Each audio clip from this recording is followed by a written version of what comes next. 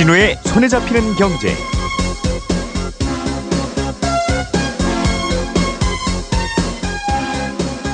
안녕하십니까, 이진우입니다. 손에 잡히는 경제가 뽑은 오늘의 숫자는 5%입니다.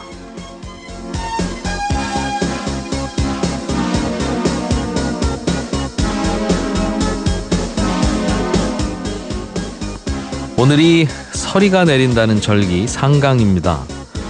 기온이 떨어지는 이 계절에 오르는 게 하나 있습니다. 바로 금리입니다. 시중은행들이 너도나도 요즘 주택담보대출 금리를 올리고 있는데요. 특히 5년 고정형 대출금리는 처음으로 5%대를 넘어섰습니다. 연 5.047%까지 올린 은행이 등장했습니다. 한국은행이 아직 기준금리를 올리지 않고 있는데도 이렇게 대출금리가 오르는 건 시장에서 이미 시중금리, 이른바 채권금리들이 오르고 있기 때문에 그렇습니다.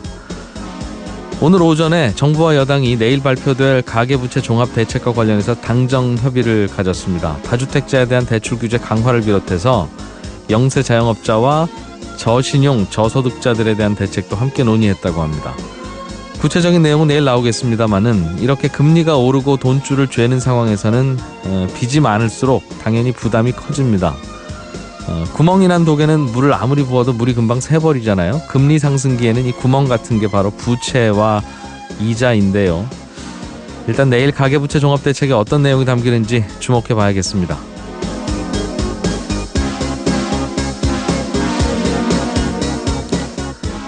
10월 23일 손에 잡히는 경제입니다. 신흥국 채권에 투자하는 펀드의 수익률이 요즘 높다고 합니다. 신흥국 채권이라는 건 뭐고 투자할 때 어떤 주의할 점이 또 있는지 짚어보겠습니다. 한 청취자께서 아파트 관리비 항목을 가만히 들여다보다 보니 가수금이라고 하는 항목이 있던데 이게 뭐예요? 이런 질문 보내주셨어요. 친절한 경제에서 이것도 알려드리겠습니다. 영국 정부가 한국 자동차 업체들의 적극적인 투자를 요청하고 있다는군요. 영국 정부와 한국 자동차 업계는 또 어떤 물밑 당기기들이 나오고 있는지 이 내용도 자세하게 알아보겠습니다. 광고 듣고 오늘 순서 시작하겠습니다.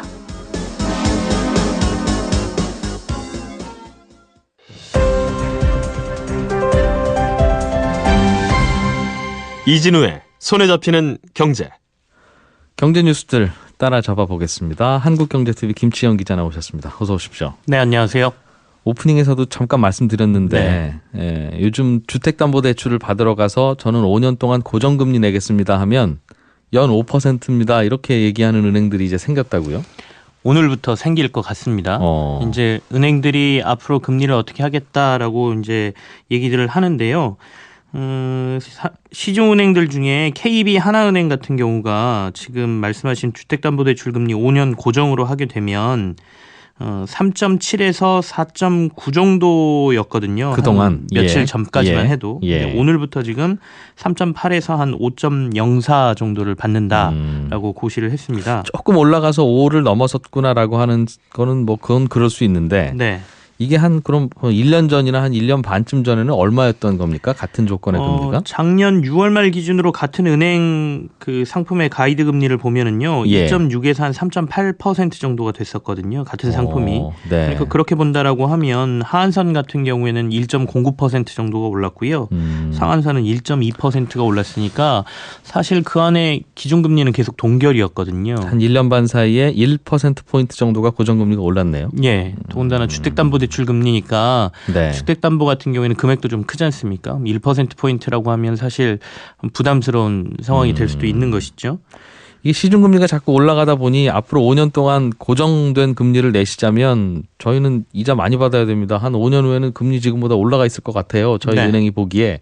이런 생각이 담겨있는 숫자겠네요. 그렇습니다. 그리고 지금 KB 하나은행뿐만 아니라 국민, 신한, 우리 농협 이런 것들도요. 다들 조금씩 올렸어요. 근데 일단 5%를 넘어선 게 KB 하나은행이다 보니까 KB 하나은행 상한선을 저희가 얘기하게 되는데요.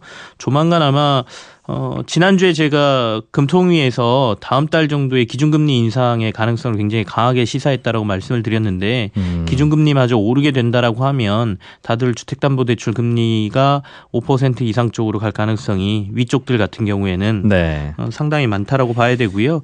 은행들 입장에서는 야 기준금리도 안 올랐는데 왜 너네들 자꾸 금리 올려라고 얘기는 하지만 우리는 이렇게 얘기를 하지만 미국이 금리를 올리면서 이미 시장 내에서 채권 발행하거나 뭐 이랬을 경우에 네. 조달금리 자체가 좀 오르고 있거든요. 진짜 그래요? 실제로 얼마나 뭐가 올랐습니까? 시중금리라고 하는 게. 5년물 금융채 금리 같은 경우가 20일 네. 기준으로 2.39% 정도 되거든요. 근데 이게 그 그게 18일 이틀 전에 2.35 정도 됐어요. 그러니까 뭐 이틀 예. 전에 비해서는 조금 올랐네요. 예. 그렇게 본다라고 하면 이 예. 5년채는 은행들이 이제 시중에서 돈을 조달하는 방법이 여러 가지가 있는데 네. 자신들도 채권을 발행하는 게 이제 보통 금융채라고 얘기를 하거든요. 그러니까 그런 식으로 발행을 해서 돈을 가져올 때 우리는 조달 금리가 오르고 있다가 첫 번째고요. 그게 이 5년물 금융채 금리라고 하는 게 1년 전에 비해서는 그럼 얼마나 이게 오른 겁니까? 시중금리가 최근에 올라서 그래요라는 설명은 알겠는데 시중금리 중에 뭐가 얼마나 올랐길래 그렇습니까? 한 번 더 따져 묻고 싶어서. 면밀히 따진다라고 하면 사실 예. 지금 은행들이 붙이고 있는 가상금리보다는 이 예. 5년채 금리가 그렇게 많이 오른 상황은 아니에요. 그래요? 올라봐야 한 0.5% 여기서 말씀드린 아까 1% 정도 기준금리는 자신들이 반영하는 금리는 올라 있잖아요. 근데 네. 보면은 사실 1%포인트까지는 오르지는 않은 상황이거든요. 근데 예. 거기에 플러스해서 본인들은 이제 코픽스 금리라는 걸 또 반영을 하거든요. 예. 담보대출 같은 경우에는 코픽스 금리를 은행연합회에서 이제 또 이것저것 해가지고 코픽스 금리라는 걸 산출을 하게 되는데 이 코픽스 금리가 오르고 있기 때문에 또 그것도 반영해야 된다 이렇게 얘기를 하고 있는 것이죠. 예. 근데 사실 의구심은 항상 있습니다. 금리가 오르고 본인들의 이익이 떨어지는 상황이라고 하면 약간 대출 금리를 조정을 해서 이익을 보존하는 것 아니냐라는 의구심은 계속 받고 있는 게 은행권이라고 볼 수 있죠. 네. 뭐 이렇게 오른 금리에도 돈 빌려서 집 사겠다는 사람이 있으면 이 금리가 유지되는 것일 것이고 네. 이 정도 이자 내고는 나 집 안 살랜다라는 또 분위기가 생기면 은행에서야 올리고 싶지만 못 올리는 것일 테니 좀 근데 지켜봐야죠. 시장 논리로 놓기에는 사실 돈이라는 게 사람들이 그러니까 돈의 편중 현상이라는 게 있잖아요. 위쪽은 많지만 또 아래쪽엔 항상 돈이 필요한 그 수요층이 있거든요. 그래서 이걸 그냥 시장 논리로만 보고 있기에는 금리라는 게 그 수요에 따라서 움직인다 이렇게 보기도 조금 힘들죠. 예. 저축성 보험 중에 네네. 저축성 보험 중에 이게 저축성 보험이라고 하면 우리는 만기까지 붙고 얼만큼 돈 찾아 쓰려는 일종의 재테크 상품으로 알고 있는데 네. 저축성 보험이라고 하는 상품이지만 그 안에는 어디 다치면 얼마를 주거나 혹은 사망하면 얼마 주거나 이런 것들도 별책부록처럼 끼어 있다면서요?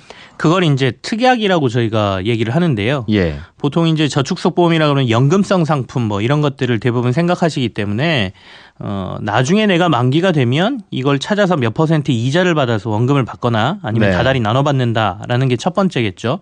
근데 보험사들이 이걸 판매할 때 보험사 상품이기 때문에 이렇게 하면 이자도 이만큼 받아서 나중에 받으실 수 있지만 사고가 나면 이런 것들도 보장하는 특약도 있어요. 그래서 얼마 조금 뭐 몇백 원 더 내시거나 예. 몇천 원 더 내시면 교통사고 났을 때 뭐 이런 것도 보장받으실 수 있고 이런 사고가 나면 이런 것도 보장받을 수 있어요. 라고 해서 같이 팔거든요. 그런데 그걸 살 때 소비자는 네네. 이건 그냥 저축성 보험이니까 내가 한 달에 20만 원씩 내서 은행 적금보다 좀 나으려나? 뭐 이런 생각으로 가입을 하지 않습니까? 네. 근데 그러다가 그 별책 부록에서 보장해 준다고 하는 사고가 실제로 나면 사람들은 내가 이런 거 보험 가입했던 적이 있었지라는 생각을 못 떠올리는 거죠. 무슨 암보험 같은 거 가입한 그렇죠, 거 있는 그렇죠. 거야. 나 암 걸리면 써야지라고 생각하고 네. 기억을 하지만 저축성 보험에 붙어 있던 그런 보장성 보험은 되게 모르니까. 네. 근데 이게 연간 200만 건 정도가 그래서 보험금을 못 받는다? 이런 뜻입니까? 이게 약간 보험사들은 억울할 수도 있겠는데요. 예. 일단은 국정감사에서 더불어민주당의 박용진 의원이 금융감독원으로부터 자료를 받아서 발표한 겁니다. 그러니까 네. 저축성보험에 2013년부터 2016년까지 사고보험금이 지급되지 않고 해지된 것 건수를 보니까 네. 854만 4천 건이더라. 그래서 이걸 연수로 나눠보니 예. 매년 200만 건 정도는 결국에는 아까 말씀하신 사고보험금을 지급하지 않은 것으로 보인다라고 이제 그 문제를 제기를 한 거죠. 네. 근데 보험사들 입장에서는 실제로 사고가 안 나서 안 받아간 사람들도 여기 포함되어 있으니까 너무 과장됐다라고 얘기는 하고 있는데 그건 발라내야 되겠네요. 예. 그건 발라낸다 하더라도 네. 양이 너무 많다는 것이죠. 그리고 말씀하신 것처럼 사실 보험이라는 상품이 조금 복잡하고 어떤 데에 되면 조건들도 모두 다르고 그래서 예. 내가 사고를 당했음에도 불구하고 이게 내가 특약을 한 건지도 잘 모르는 경우도 많고요. 네. 두 번째는 했음에도 불구하고 해당되는지 안 되는지를 자세히 몰라서 결국엔 넘어가는 경우도 많거든요. 그래서 보험사들이 이거 꼼수 부려서 결국에는 안 주고 있다라고 이제 지적을 한 것이죠. 예. 일부러 안 주는지 뭐 그리고 가입자들이 모르니까 안 찾아갔는지 논란이 있겠습니다만 네네. 보험사들이 적극적으로 찾아줄 수 있도록 하는 방법이 있긴 있겠네요. 그러니까 즉 그 소비자가 안 찾아간 보험금이 있으면 네. 거기에 몇 퍼센트를 붙여서 어디 뭐 기금으로 내기라든가 네. 그렇게 만들어 놓고 애초에 이제 보험료도 산출해 놓고 그러면 네. 더 자발적으로 찾아주지 않겠습니까? 그렇죠. 그러니까 보험사들이 이걸 안 주게 되면 자신의 주머니로 들어가는 게 아니라 말씀하신 것처럼 일부는 뭐 이렇게 모으도록 한다거나 아니면 네. 해약될 때 당신에게 이런 뭐 사고보험금이라든지 이런 게 지급될 특약이 있었습니다. 혹시 확인하시고 늦게라도 네. 청구하시면 저희가 드리겠습니다. 뭐 이런 조치들이 있으면 좋은데요. 그런 것들이 좀 미흡했다라는 것이고요. 보험사들 같은 경우에는 매년 저희가 특약을 이렇게 들고 계십니다라고 메일도 보내고 안내는 하고 있습니다라고 예. 항변은 하고 있죠. 그러게요. 저도 안내장 가끔 오는 것 같긴 한데 또 잘 모르겠어요. 사실 보험 특약 뭐 이런 거 읽어봐도 모르는 경우가 대부분. 소비자들도 공부를 좀 열심히 더 하셔야 될 것 같고 보험사들도 좀 더 열심히 찾아줘야 될 것 같고 실제로는 몇 분이나 못 찾아갔는지도 통계도 좀 나와야 될 것 같고 네. 그러네요.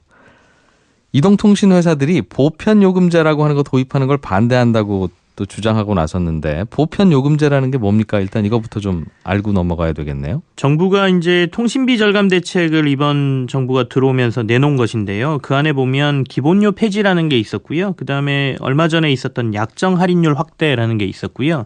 그리고 보편요금제라는 게 있었어요. 근데 기본료 폐지는 업계가 워낙 반발을 해서 이제 접은 상태고요. 약정 할인율은 이제 시행이 됐죠. 25% 깎아주는 예. 장기간 내가 보조금 내가 안 몇 년 이상 받겠다고 갖고 하면. 있겠다라고 하면 예. 그리고 이제 보편요금제라는 게 남았는데요. 내년에 이제 정부가 보편요금제를 추진하겠다라고 했는데 이 보편요금제는 이동통신사 모두에게 해당되는 내용은 아닙니다. 그러니까 약정 할인율은 이 통사 세 군데가 모두 해당이 됐다라고 하면 네. 이 보편요금제는 독점 사업자 지위를 가지고 있는 SK텔레콤 그러니까 가장 사업을 그 시장 점유율을 많이 하고 있는 SK텔레콤에 정부가 너네는 독점 사업자이기 때문에 가장 싼 요금을 하나 만들었으면 좋겠다. 보편요금제라고 하는 게 싼 요금입니까 그러면? 예, 그렇죠. 그러니까 일반적으로 그러니까 데이터를 가장 많이 사용하는 무제한 요금제나 이런 것들을 빼고요. 네. 전체 사용량 평균을 낸 다음에 이 평균의 한 70% 정도를 해주는 그러니까 데이터하고 무료 그 통화 그 시간을 제공해주는 그 요금제를 말하는데요. 가장 일반적으로 제공하는 싼 요금제보다 한 10,000원 정도 싸게 제공을 하겠다라는 게 쉽게 정부의 얘기하면 입장이거든요. 서민용 이통 요금이네요. 그렇죠. 휴대폰 이제 요금이네요. 이동통신사들은 그 기본적인 이제 생활에 필요한 필수품이라고 생각을 하고요. 정부에서는 그렇기 때문에 기본적으로 사용할 수 있는 요금제를 하나 만들겠다라는 건데. SK텔레콤에게만 해당이 있다라고 말씀을 드렸지만 이 요금제가 SK텔레콤에서 시행이 되면 네. 다른 이통사들도 비슷한 거 여기에 만들어야 맞춰서 되겠죠. 만들 수밖에 예. 없기 때문에 이통사 3사 모두가 같이 지금 반대를 하고 있는 것이죠. 기존보다 좀 싼 요금 하나 더 만들으라는 건데 네. 이거 그럼 다 이쪽으로 쏠릴 것이고 나오기만 하면 필요한 분들은 물론 데이터 많이 쓰는 분들이야 그죠. 못 가겠습니다만 이것도 역시 이통사들 입장에서는 아니 우리가 왜 장사를 하는데 요금 문제를 만들라 말라 하세요 이제 이런 항변을 하겠군요. 그렇습니다. 그러니까 이제 그 독점 규제와 관련돼서 이미 SK텔레콤은 요금을 함부로 올릴 수 없도록 규제는 정부가 하고 있었거든요. 네. 근데 이건 사안이 좀 다르다라고 얘기를 하고 있는 것이죠. 요금제 자체를 정부가 짜서 이통사에게 시행하라고 요구를 하는 거기 때문에 요금제의 인상을 막는 것과는 완전히 다른 차원이다. 그래서 자율성 침해이고 그리고 여러 가지 이익까지 감수해야 되는 상황이기 때문에 이통사들은 강력하게 반발을 하고 있는 상황이고요.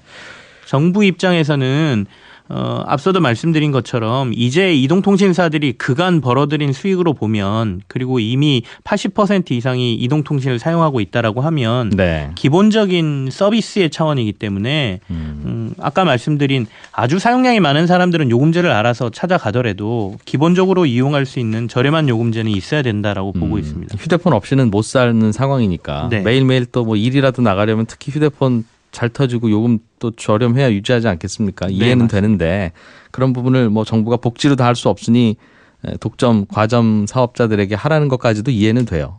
그리고 뭐 이동통신회사들도 여기에 반발하는 것까지도 이해가 되는데 이게 항상 정부가 그런다고 항상 옆구리 찌르면 항상 이 통사들은 이거 해줄까 말까 고민하다가 정부가 힘센 것 같으면 해주고 또 아닌 것 같으면 또 버티고 정권 초기에는 해주고 정권 말기 가면 버티고 네. 이런 거 말고 예.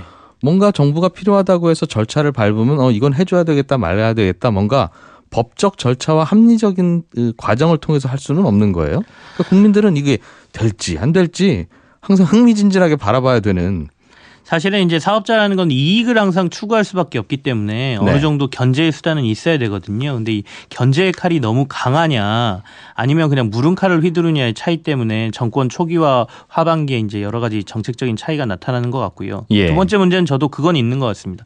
그래서 사실 알뜰폰이라는 게 하나가 만들어져 있거든요. 그러니까 기존 이동통신사들 말고 좀 더 저렴한 폰들을 이용해서 싸게 공급하는 알뜰폰 사업자라는 게 있음에도 불구하고 지금 또다시 상위 사업자들에게 싼 요금제를 내놓으라고 또 정부가 강요를 하게 되면 그 전에 허가를 내줬던 알뜰폰 사업자들도 흔들리고 이동통신사들도 고민을 해야 되는 상황이 같이 벌어지기 때문에 도리어 알뜰폰 사업자들을 조금 더 혜택을 주는 내지는 사업을 더 확장할 수 있는 방안으로 추진을 했다라고 하면 그것도 아이디어일 수 있겠죠. 지금처럼 논란은 좀 적지 않았을까라는 생각도 개인적으로는 갖고 있습니다. 그러게요. 그래서 뭐 정부가 이걸 해야 되겠다 싶으면 그냥 하세요. 보편요금제 하나 내십시오라고 해서 그냥 정부가 명령을 하든 네. 어떤 규정이 있어야 될 것 같은데 정부도 그렇게까지 할 권한은 없어 보이고 네. 그러다 보니 이동통신사들이 반발하는 거 아니겠습니까? 예. 또 그럼 권한이 없는 걸 자꾸 하게 하는 것도 애매하니 차라리 권한을 주든가. 그러니까 법적으로 좀 고민을 해봐야 될 것 같은 생각이 자꾸 들더군요. 이 굉장히 통장 복잡합니다. 요금은. 이제 예. 이거 법도 고쳐야 되고 국회에서 논의 과정 진행해야 되는데요. 이 진통이 굉장히 예상되는 상황입니다. 내년 시행을 할 수 있을지 좀 바라봐야 될 것 같아요. 네, 한국경제TV 김치영 기자였습니다. 고맙습니다. 네, 감사합니다. 알아야 될 것들 많이 안내를 해주고 눈높이에 딱 맞는 만인의 경제 과외 선생님. 다음 순서는 친절한 경제입니다. 네, 오늘은 청취자 최훈서 씨가 아파트 관리비 항목들을 쭉 보다 보니까 가수금이라고 하는 항목이 있던데 아파트 관리비에서 가수금이라는 게 또 뭐예요? 이런 질문을 주셨습니다. 가수금이라고 하는 건 미수금의 반대말이죠. 받아야 될 돈 못 받은 건 미수금인데 반대로 가수금은 안 받아야 될 돈인데 일단 받은 돈 거꾸로 이제 생각하는 게 가수금입니다. 예를 들면 가끔 아파트 관리비를 자동이체하지 않고 은행에서 통장으로 바로 보내는 분들 중에는 바쁘다 보면 몇 동 몇 호인지 이름 안 적고 보내는 분들이 가끔 있어요. 그럼 이제 이름만 갖고는 또 어떤 분이 보냈는지 모르는 경우도 있거든요. 거기 안 사시는 예를 들면 장모님이나 시어머니가 보내주는 경우도 있으니까.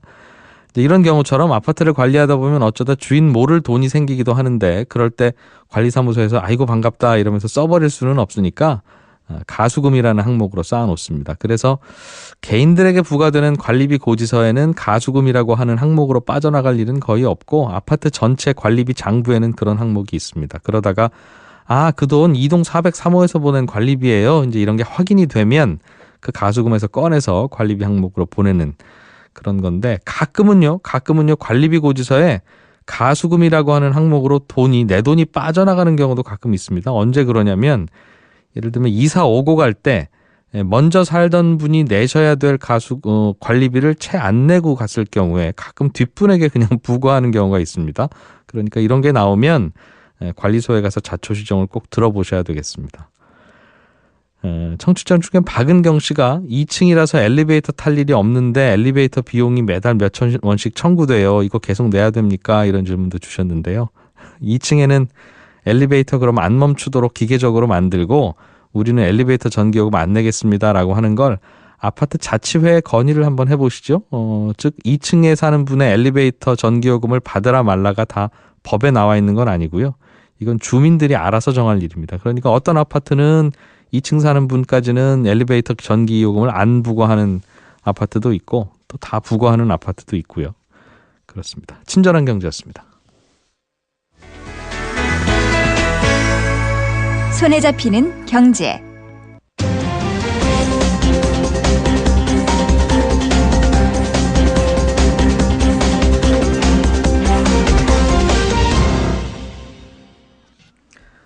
올 한 해 해외 채권에 투자하는 펀드들 수익률을 보면 신흥국에서 발행한 채권에 투자하는 펀드가 꽤 높은 수익률들을 기록했습니다. 그러니까 브라질이나 멕시코 같은 신흥국 채권에 투자하는 건데요. 관심이 높아지겠지요. 관심이 많아질수록 조심할 것도 많은 법이라서 오늘은 신흥국 채권에 대해서 좀 공부해 보려고요. 행복자산관리연구소 김현우 소장을 모셨습니다. 어서 오십시오. 네, 안녕하세요. 신흥국 채권이라고 하는 건 채권은 뭔지 알겠어요. 예. 돈 빌려줬다는 차용증이니까 원금과 이자를 갚는 건데 네.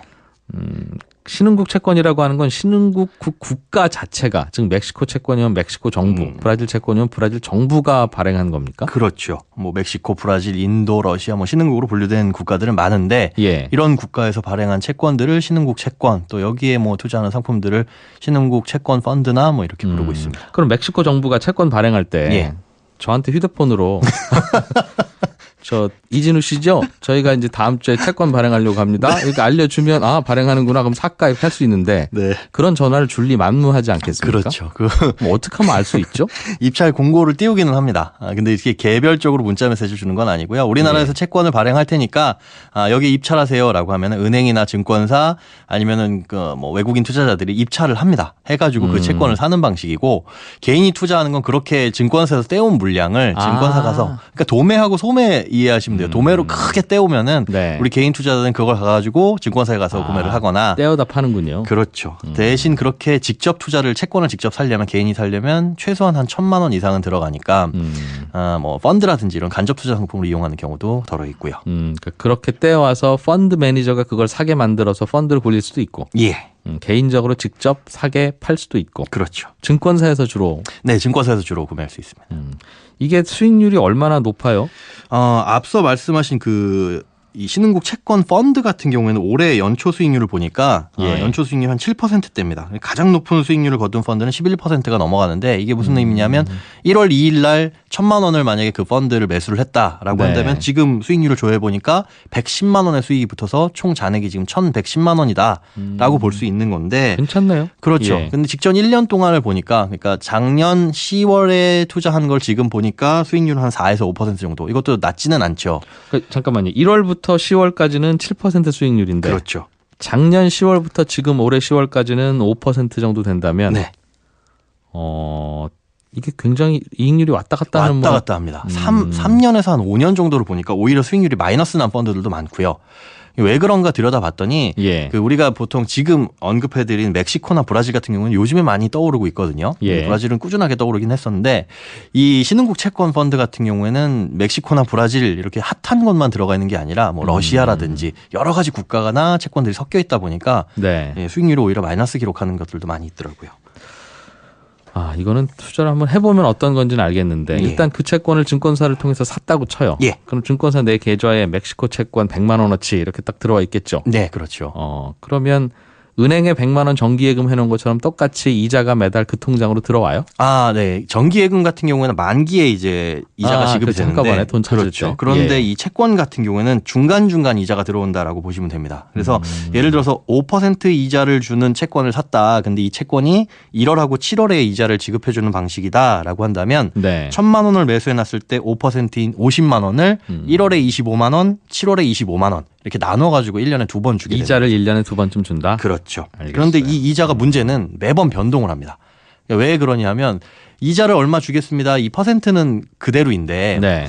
환율 때문에 그렇거든요. 즉 우리가 1,000만 원을 우리 돈으로 증권사에 갖다 냈지만 증권사에서는 이 돈을 달러로 환전을 해서 해당 현지 통화로 멕시코 돈이나 브라질 그렇죠. 돈으로. 그렇게 예. 환전을 하기 때문에 이자를 받을 때도 실제로는 멕시코 돈이나 브라질 돈으로 받은 다음에 그렇겠죠. 그 나라 정부가 주는 이자니까 그 나라 그렇죠. 돈이겠지요. 그렇기 예. 때문에 그때그때 환율에 따라 가지고 매번 변동이 있어서 이거는 뭐 그렇겠네요. 은행 예금처럼 또 고정이다라고 20만 원에 해당하는 멕시코 돈이 들어오는 게 아니라 멕시코 돈으로 뭐 몇 페소가 들어오면 네, 그게 우리 돈으로는 항상 얼마인지는 그때그때 다르다. 네. 그거야 뭐 해외 투자해야 되니까 감수해야 되는 거고 혹시 또 그 나라 돈 가치가 올라가면 생각보다 많은 이자가 꽂히기도 하겠네요. 그렇죠. 생각보다 그 환율 덕에 환차익을 더 볼 수도 있습니다.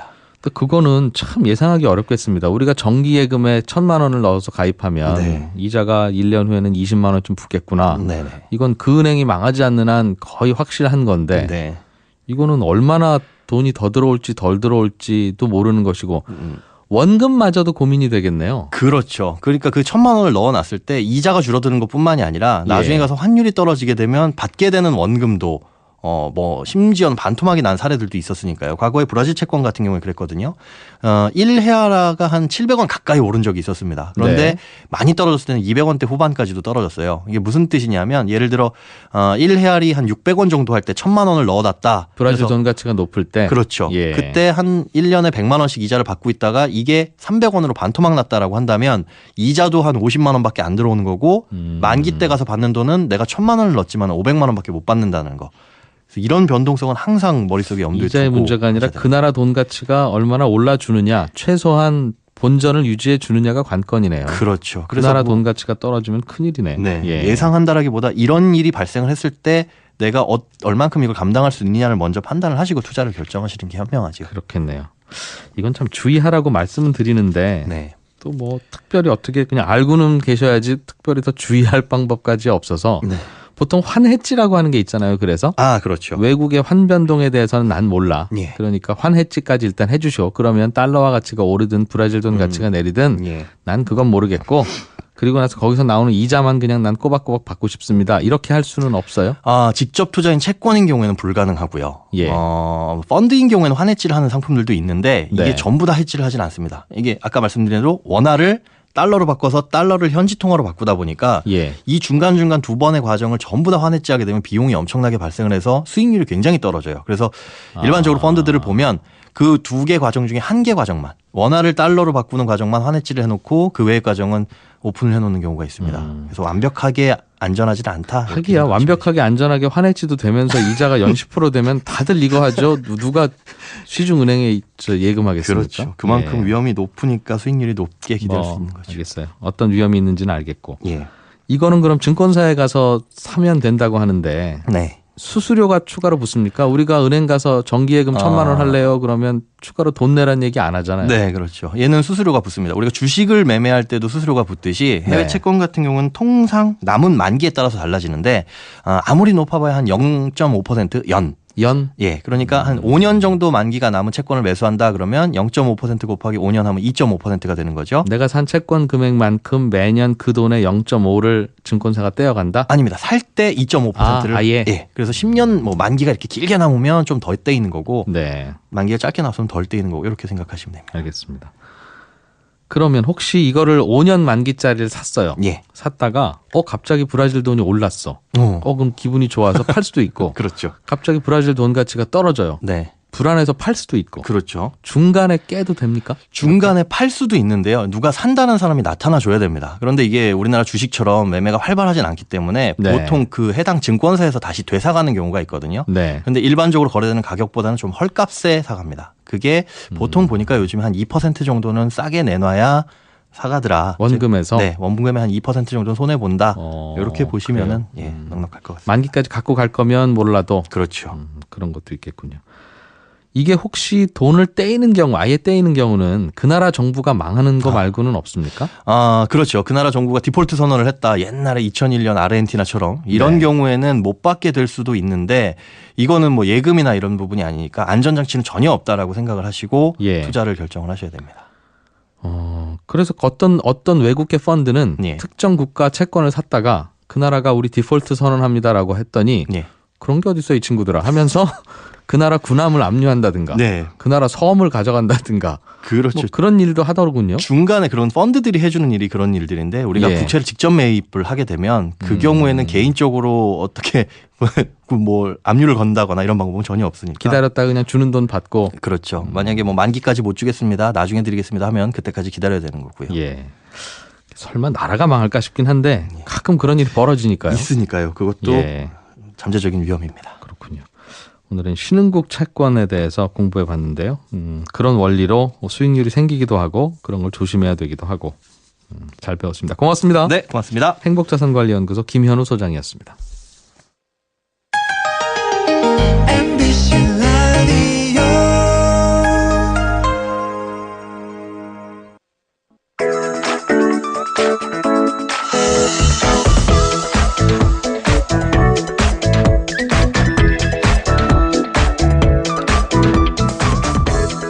최근에 유럽 국가들이 한국 자동차 부품 기업들을 유치하려고, 그러니까 그 나라로 와서 공장 옮겨서 사업해라 이런 거겠지요. 그렇게 적극적으로 권유하고 있다는군요. 어떤 일이 벌어지고 있는 건지 자동차 업계 소식 좀 들어보겠습니다. 오토타임즈의 권영주 자동차 전문 기자 나오셨습니다. 어서 오십시오. 네, 안녕하세요. 우리나라 자동차 부품 기업들한테 네. 영국 정부가 네. 영국에 와서 사업하실래요? 즉 영국에 와서 공장 차리시고 영국 근로자들을 고용 좀 해주시고 그렇죠. 그냥 여기로 오세요. 이런 그렇죠. 이야기를 한다는 거죠. 그렇습니다. 왜 일단 영국 정부의 사정도 일단 궁금하고 하나하나 네. 들어보죠. 대개는 우리가 공장을 해외로 보낼 때는 네. 우리나라보다 그 나라가 전기료가 싸다든가, 뭔가 조건이 좋아야죠. 그렇죠. 우리나라보다 그 나라가 대개는 인건비가 싸다든가, 네. 그러니까 우리나라에서 만드는 것보다 좋네? 싸게 나오네? 잘 나오네? 이게 돼야 되는데 영국은 별로 그럴 것 같지는 않은데 뭔가 어떤 매력이 있으니까 그걸 이제 갖고 유혹하는 걸 텐데요. 그게 뭔지도 궁금하고. 그러니까 이렇게 보시면 됩니다. 네. 한국의 자동차 부품 산업 구조를 좀 봤더니 다른 나라와는 달리 상당히 수직 계열화 있더라는 거죠.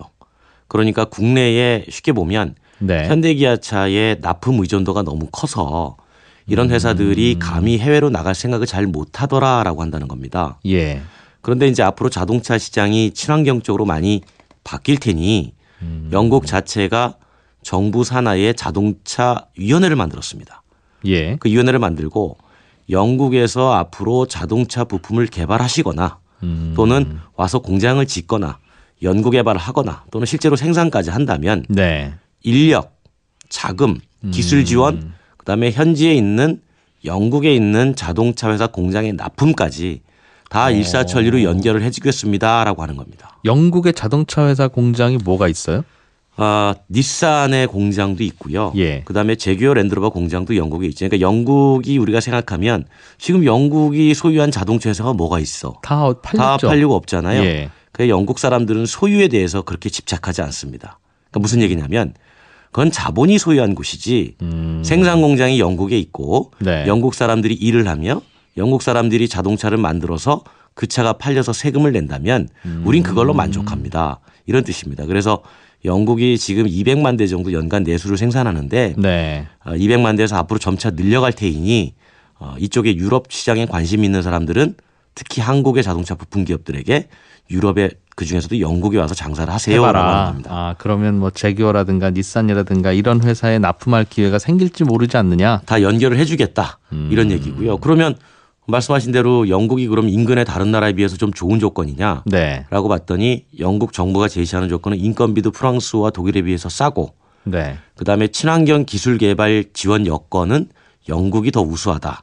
이렇게 얘기를 하는 거죠. 그러니까 부품 인건비야 사실은 뭐 프랑스, 독일보다 싸다 하더라도 그렇죠. 물가 자체를 우리나라보다 비쌀 고려하면, 테니 그거 보러 영국에 갈 일은 없을 것 같고 다만 뭔가 기술 개발을 하는 데 있어서 영국에만 있는 기술이 있으면 그것 좀 가서 배우기에는 괜찮겠네요. 그렇죠. 특히나 이제 그런 부분에서 영국이 투자를 많이 해놨는데요. 약한 5년 전쯤에 영국이 정부 산하에 그냥 아예 자동차 위원회라는 걸 만들었어요. 네. 그래서 영국이 왜 자동차에 독일이나 프랑스, 미국, 한국에 비해 뒤지고 있느냐.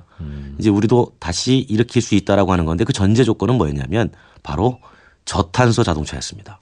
그 친환경 자동차를. 그렇죠. 그래서 그쪽 기술에 많이 국가 자원을 투입해 놓은 거죠. 예를 들면 경량화 기술을 익힌다든가 네. 또는 친환경 전기 모터 기술 좀 앞서게 한다든가 예. 그런 쪽으로 많이 투자를 해놨고요.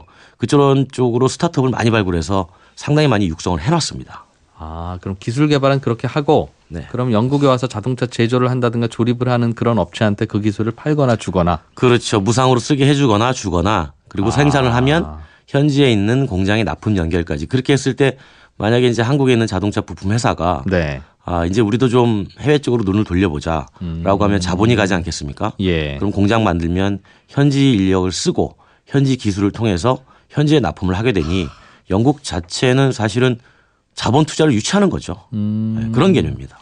이게 예전에는 어떤 기술이 있는 나라가 있으면 그 나라 기술을 우리가 사와서 우리나라에다 공장 세우면서 거의 그 기술자 한 10명만 보내주세요. 네네. 해서 배워서 그 대신 우리가 싸게 조립해서 만들어주고 그렇죠. 이익 나누고 네. 대개는 이제 기술을 갖고 있는 쪽이 손님으로서 방문을 하는 그런 구조였는데 네.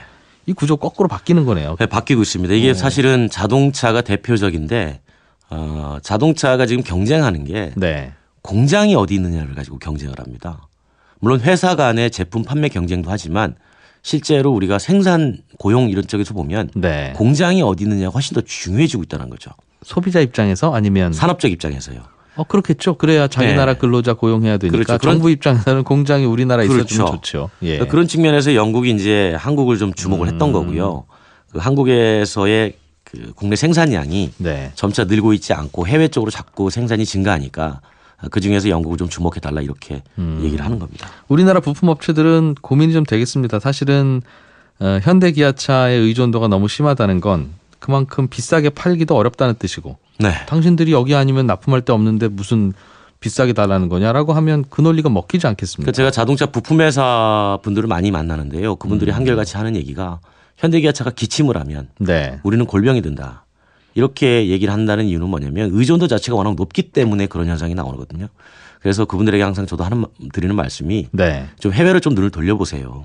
그래서 기본적으로 매출 의존도를 낮추는 게 아니라 매출의 집중도를 좀 분산시키는 게 그렇게만 해도 장기적으로 좀 안정되지 않겠느냐라고 말씀을 많이 드리고는 있죠. 예.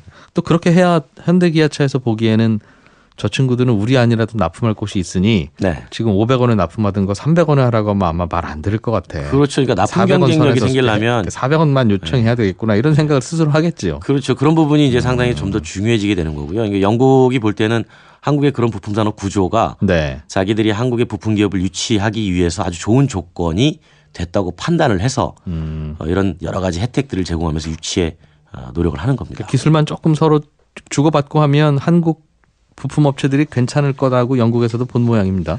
그렇죠. 왜냐하면 한국의 자동차 부품 기술이 과거와 달리 예. 상당히 높은 수준에 이르렀기 때문에 이제 그런 기술을 가지고 영국에 들어와서 공장을 지으면 얼마든지 납품을 연결해서 충분히 성장할 수 있도록 도와주겠다 이런 게 그렇겠네요. 우리나라 자동차 회사들도 그동안 선진국 기술 많이 따라잡아서 이제는 뭐 기술적인 면에서 크게 뒤지지는 않는다고 스스로 평가하고 있는데 생각해 보면 거기에 부품 납품하는 업체들의 품질도 비슷해졌겠어요. 그러니까 사실은 그 유럽이나 우리가 좀 다른 게 우리 유럽 같은 경우는 자동차 부품, 그러니까 기계 산업 베이스에서 자동차 산업이 만들어진 것이고요. 네. 우리는 자동차 공장부터 짓고 거꾸로 그 다음에 부품을 거꾸로 부품 회사를 육성시켰기 때문에 예. 사실은 종속도가 유럽에 비해서는 더 높을 수밖에 없는 그런. 그래서 유럽의 자동차 근본 부품 구조를 업체들은 자동차 업체들보다 오히려 위에 있는 그렇죠.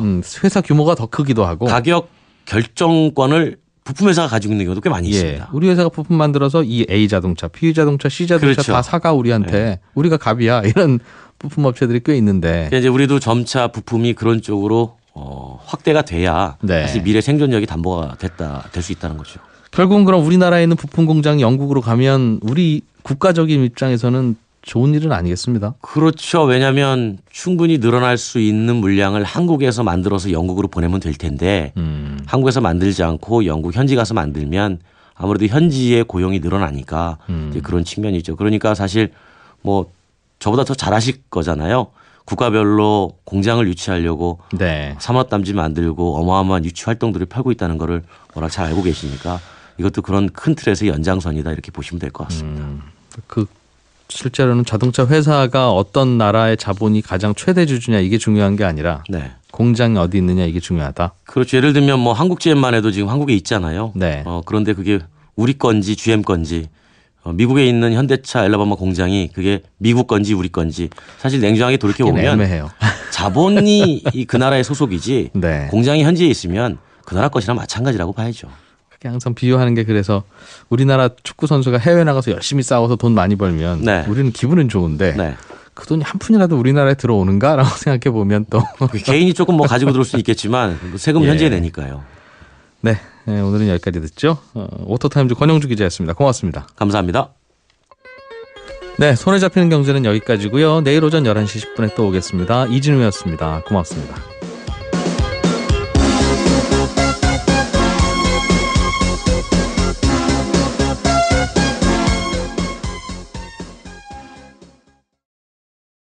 이런 사고가 나면 이런 것도 보장받을 수 있어요라고 해서 같이 팔거든요. 그런데 그걸 살 때 소비자는 네네. 이건 그냥 저축성 보험이니까 내가 한 달에 20만 원씩 내서 은행 적금보다 좀 나으려나? 뭐 이런 생각으로 가입을 하지 않습니까? 네. 근데 그러다가 그 별책 부록에서 보장해 준다고 하는 사고가 실제로 나면 사람들은 내가 이런 거 보험 가입했던 적이 있었지라는 생각을 못 떠올리는 거죠. 무슨 암보험 같은 거 가입한 그렇죠, 거 있는 그렇죠. 거야. 나 암 걸리면 써야지라고 생각하고 네. 기억을 하지만 저축성 보험에 붙어있던 그런 보장성 보험은 되게 모르니까. 네. 근데 이게 연간 200만 건 정도가 그래서 보험금을 못 받는다? 이런 뜻입니까? 이게 약간 보험사들은 억울할 수도 있겠는데요. 예. 일단은 국정감사에서 더불어민주당의 박용진 의원이 금융감독원으로부터 자료를 받아서 발표한 겁니다. 그러니까 네. 저축성 보험에 2013년부터 2016년까지 사고보험금이 지급되지 않고 해지된 것 건수를 보니까 네. 854만 4천 건이더라. 그래서 이걸 연수로 나눠보니 예. 매년 200만 건 정도는 결국에는 아까 말씀하신 사고보험금을 지급하지 않은 것으로 보인다라고 이제 그 문제를 제기를 한 거죠. 네. 근데 보험사들 입장에서는 실제로 사고가 안 나서 안 받아간 사람들도 여기 포함되어 있으니까 너무 과장됐다라고 얘기는 하고 있는데 그건 발라내야 되겠네요. 예. 그건 발라낸다 하더라도 네. 양이 너무 많다는 것이죠. 그리고 말씀하신 것처럼 사실 보험이라는 상품이 조금 복잡하고 어떤 데에 되면 조건들도 모두 다르고 그래서 예. 내가 사고를 당했음에도 불구하고 이게 내가 특약을 한 건지도 잘 모르는 경우도 많고요. 네. 두 번째는 했음에도 불구하고 해당되는지 안 되는지를 자세히 몰라서 결국엔 넘어가는 경우도 많거든요. 그래서 보험사들이 이거 꼼수 부려서 결국에는 안 주고 있다라고 이제 지적을 한 것이죠. 예. 일부러 안 주는지 뭐 그리고 가입자들이 모르니까 안 찾아갔는지 논란이 있겠습니다만 네네. 보험사들이 적극적으로 찾아줄 수 있도록 하는 방법이 있긴 있겠네요. 그러니까 즉 그 소비자가 안 찾아간 보험금이 있으면 네. 거기에 몇 퍼센트를 붙여서 어디 뭐 기금으로 내기라든가 예. 그렇게 만들어 놓고 애초에 이제 보험료도 산출해 놓고 그러면 네. 더 자발적으로 찾아주지 않겠습니까? 그렇죠. 그러니까 보험사들이 이걸 안 주게 되면 자신의 주머니로 들어가는 게 아니라 말씀하신 것처럼 일부는 뭐 이렇게 모으도록 한다거나 아니면 네. 해약될 때 당신에게 이런 뭐 사고보험금이라든지 이런 게 지급될 특약이 있었습니다. 혹시 확인하시고 늦게라도 네. 청구하시면 저희가 드리겠습니다. 뭐 이런 조치들이 있으면 좋은데요. 그런 것들이 좀 미흡했다라는 것이고요. 보험사들 같은 경우에는 매년 저희가 특약을 이렇게 들고 계십니다.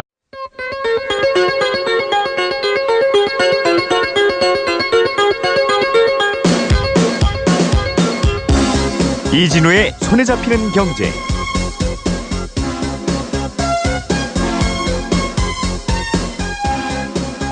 안녕하십니까, 이진우입니다. 손에 잡히는 경제가 뽑은 오늘의 숫자는 5%입니다.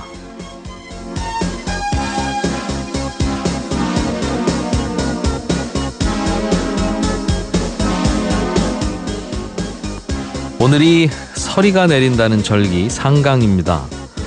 기온이 떨어지는 이 계절에 오르는 게 하나 있습니다. 바로 금리입니다. 시중은행들이 너도나도 요즘 주택담보대출 금리를 올리고 있는데요. 특히 5년 고정형 대출금리는 처음으로 5%대를 넘어섰습니다. 연 5.047%까지 올린 은행이 등장했습니다. 한국은행이 아직 기준금리를 올리지 않고 있는데도 이렇게 대출금리가 오르는 건 시장에서 이미 시중금리, 이른바 채권금리들이 오르고 있기 때문에 그렇습니다. 오늘 오전에 정부와 여당이 내일 발표될 가계부채 종합대책과 관련해서 당정 협의를 가졌습니다. 다주택자에 대한 대출 규제 강화를 비롯해서 영세 자영업자와 저신용, 저소득자들에 대한 대책도 함께 논의했다고 합니다. 구체적인 내용은 내일 나오겠습니다만은 이렇게 금리가 오르고 돈줄을 죄는 상황에서는 빚이 많을수록 당연히 부담이 커집니다. 구멍이 난 독에는 물을 아무리 부어도 물이 금방 새버리잖아요. 금리 상승기에는 이 구멍 같은 게 바로 부채와 이자인데요. 일단 내일 가계부채 종합대책에 어떤 내용이 담기는지 주목해 봐야겠습니다.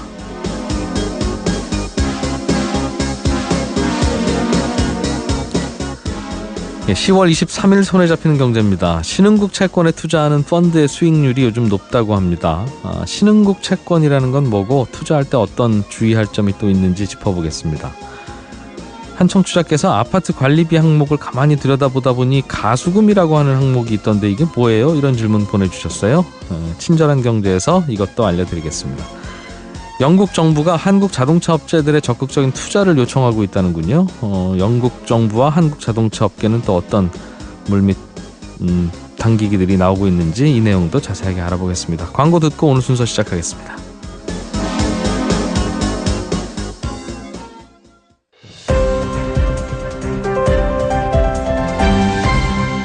이진우의 손에 잡히는 경제. 경제 뉴스들 따라잡아 보겠습니다. 한국경제TV 김치영 기자 나오셨습니다. 어서 오십시오. 네, 안녕하세요. 오프닝에서도 잠깐 말씀드렸는데 요즘 주택담보대출을 받으러 가서 저는 5년 동안 고정금리 내겠습니다 하면 연 5%입니다. 이렇게 얘기하는 은행들이 이제 생겼다고요? 오늘부터 생길 것 같습니다. 이제 은행들이 앞으로 금리를 어떻게 하겠다라고 이제 얘기들을 하는데요.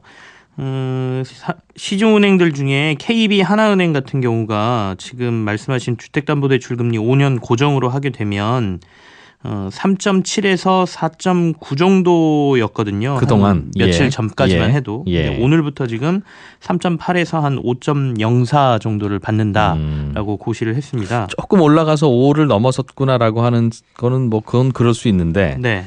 이게 한 그럼 1년 전이나 한 1년 반쯤 전에는 얼마였던 겁니까? 같은 조건의 금리가? 작년 6월 말 기준으로 같은 은행 그 상품의 가이드 금리를 보면은요. 2.6에서 한 3.8% 정도가 됐었거든요. 같은 상품이. 네. 그러니까 그렇게 본다라고 하면 하한선 같은 경우에는 1.09% 정도가 올랐고요. 상한선은 1.2%가 올랐으니까 사실 그 안에 기준금리는 계속 동결이었거든요. 한 1년 반 사이에 1%포인트 정도가 고정금리가 올랐네요. 예. 더군다나 주택담보대출 금리니까 네. 주택담보 같은 경우에는 금액도 좀 크지 않습니까? 1%포인트라고 하면 사실 부담스러운 상황이 될 수도 있는 것이죠. 이게 시중금리가 자꾸 올라가다 보니 앞으로 5년 동안 고정된 금리를 내시자면 저희는 이자 많이 받아야 됩니다. 한 5년 후에는 금리 지금보다 올라가 있을 것 같아요. 저희 은행이 보기에. 이런 생각이 담겨있는 숫자겠네요. 그렇습니다. 그리고 지금 KB 하나은행뿐만 아니라 국민, 신한, 우리 농협 이런 것들도요. 다들 조금씩 올렸어요. 근데 일단 5%를 넘어선 게 KB 하나은행이다 보니까 KB 하나은행 상한선을 저희가 얘기하게 되는데요.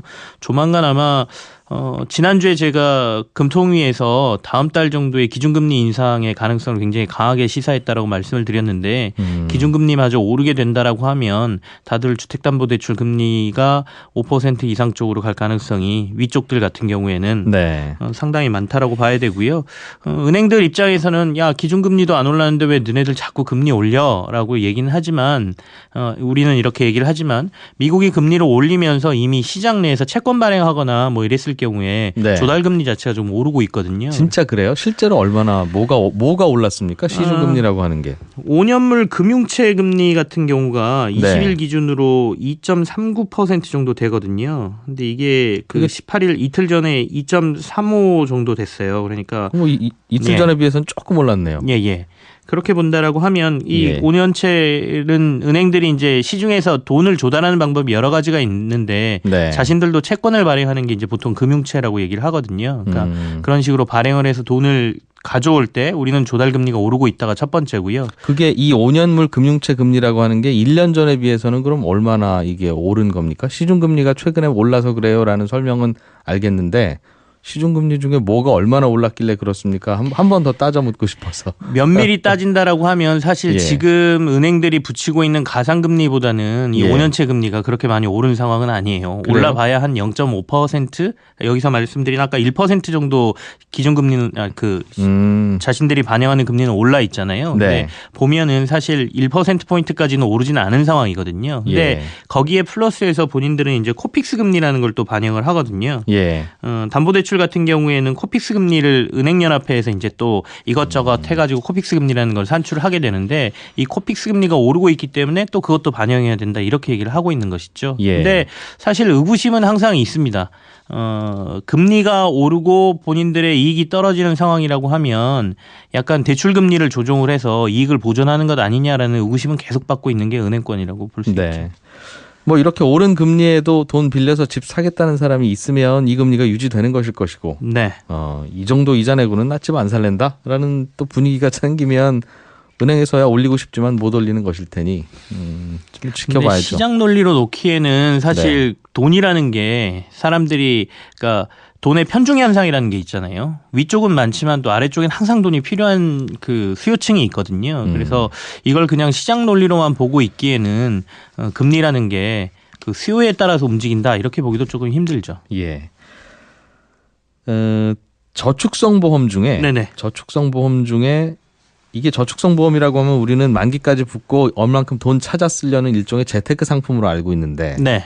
저축성 보험이라고 하는 상품이지만 그 안에는 어디 다치면 얼마 주거나 혹은 사망하면 얼마 주거나 이런 것들도 별책부록처럼 끼어 있다면서요? 그걸 이제 특약이라고 저희가 얘기를 하는데요. 예. 보통 이제 저축성 보험이라고 하면 연금성 상품 뭐 이런 것들을 대부분 생각하시기 때문에 나중에 내가 만기가 되면 이걸 찾아서 몇 % 이자를 받아서 원금을 받거나 아니면 네. 다달이 나눠 받는다라는 게 첫 번째겠죠. 근데 보험사들이 이걸 판매할 때 보험사 상품이기 때문에 이렇게 하면 이자도 이만큼 받아서 나중에 받으실 수 있지만 사고가 나면 이런 것들도 보장하는 특약도 있어요. 그래서 얼마 조금 뭐 몇백 원 더 내시거나 예. 몇천 원 더 내시면 교통사고 났을 때 뭐 이런 것도 보장받으실 수 있고라고 메일도 보내고 안내는 하고 있습니다라고 예. 항변은 하고 있죠.